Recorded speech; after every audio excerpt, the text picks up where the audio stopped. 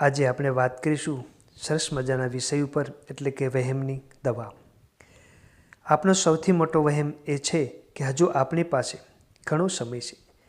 માણસ જીવનને જાણે અનંત સમજીને જીવતો હોય તેમ આજનું કામ કાલ પર ટાળે છે. લાગણીઓને પછી વ્યક્ત કરવાની વિચારણા કરે છે અને સારા કાર્યોને યોગ્ય સમય આવશે ત્યારે કરવાની ભૂલ કરે છે. પરંતુ સમય ક્યારેય પૂછતો નથી કે આપણે તૈયાર છીએ કે નહીં. તે તો પોતાની ગતિએ આગળ વધતો રહે છે.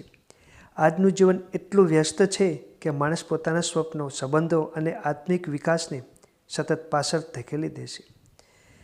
માતા પિતાની સાથે વાત કરવા માટે સમય નથી, બાળકો સાથે બેસીને હસવા માટે ફુરસદ નથી અને પોતાને ઓળખવા માટે તો જાણે સમય જ નથી. આપણે માનીએ છીએ કે નિવૃત્તિ પછી, બાળકો મોટા થયા પછી અથવા પરિસ્થિતિ અનુકૂળ બનશે ત્યારે આ બધું કરીશું.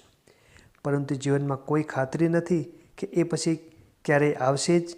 સમયનું સૌથી મોટું સત્ય એ છે કે ક્ષણ પસાર થઈ ગઈ તે પાછી આવતી નથી. આજે ન કહેલા પ્રેમભર્યા શબ્દો, આજે ન માફ કરેલો ગુનો, આજે ન કરેલા સારા કાર્યો, આ બધું જીવનની ખાલી જગ્યાઓ બનીને રહી જાય છે. અને જ્યારે સમજ આવે છે ત્યારે સમય હાથમાંથી સરકી ગયો હોય છે.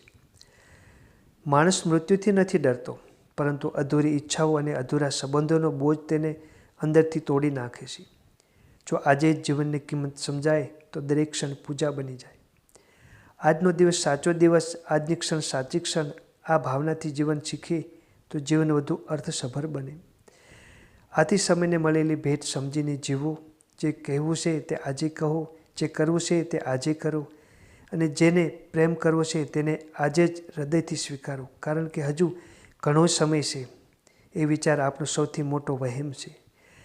અને એ વહેમ તૂટે ત્યારે જ સાચું જીવન શરૂ થાય છે અને તે જ સાચી દવા છે.